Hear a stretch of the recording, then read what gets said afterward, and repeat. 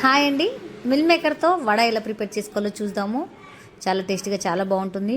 ముందుగా గ్యాస్ మీద hot water పెట్టేసుకొని హాట్ వాటర్ మసిలేటప్పుడు మిల్ మేకర్ అందులో వేసేసుకొని ఒక 10 మినిట్స్ పక్కకు పెట్టేసుకోవాలండి. మెత్తగా అయిపోతుంది.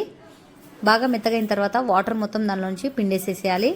ఒక మిక్సీ జార్ తీసుకొని అందులో ఒక 3-4 పచ్చిమిర్చి, అలాగే మనము ఎన్నైతే మిల్ మేకర్ తీసుకున్నామో అది మొత్తం మిక్సీ జార్లో వేసేసుకొని టేస్ట్కి తగ్గ సాల్ట్ వేసేసుకోవాలి. సాల్ట్, కొంచెం అల్లం వెల్లుల్లి పేస్ట్ వేసుకొని మూత పెట్టేసి పేస్ట్ లెక్క చేసేసుకోవాలండి. చూపిస్తున్న విధంగా వాటర్ అస్సలు యాడ్ చేయకూడదు. మొత్తం ఒక కటోరలోకి తీసేసుకొని అందులో 2 టీ స్పూన్ల మైదా పిండి, అలాగే 1 టీ స్పూన్ బియ్యం పిండి తీసుకొని ఆనియన్స్ సన్నగా తరిగింది, అలాగే కొత్తిమీర తీసుకొని కొంచెం కారం, కొంచెం పెప్పర్ పౌడర్ వేసుకొని నీట్గా కలిపేసుకోవాలండి.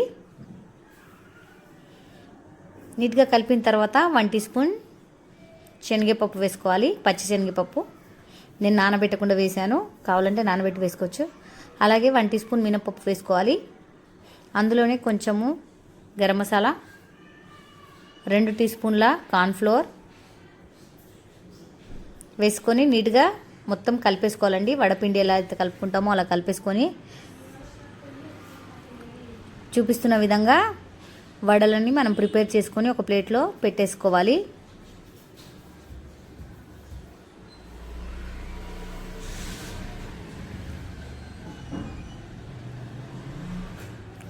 అన్నీ ఒక ప్లేట్లో పెట్టేసుకొని గ్యాస్ మీద హీట్ కోసం ఆయిల్ పెట్టేసుకోవాలి.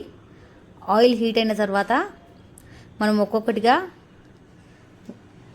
ఒకదానికి ఒకటి తాకకుండా వడలన్నీ వేసేసుకోవాలి ఆయిల్లో.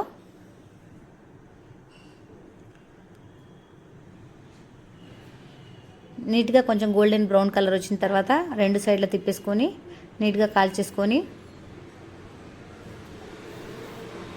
ఒక ప్లేట్లోకి తీసేసుకోవాలి. అలాగే మొత్తం పిండిని కూడా వడల లెక్క ప్రిపేర్ చేసుకొని డీప్ ఫ్రై చేసేసుకోవాలి బ్రౌన్ కలర్ లాగా. చాలా టేస్టీగా చాలా బాగుంటాయి. చూడ్డానికి పైకి బ్రౌన్ కలర్లో ఉన్న, డార్క్ బ్రౌన్ కలర్లో ఉన్న, లోపల చాలా సాఫ్ట్గా ఉంటాయి, చాలా టేస్టీగా ఉంటాయి. ఒకసారి మీరు కూడా ట్రై చేయండి. టేస్ట్ ఎలా వచ్చిందో కామెంట్ చేయండి. నా రెసిపీ నచ్చినట్లయితే లైక్, షేర్, కామెంట్ చేయండి. బాయ్.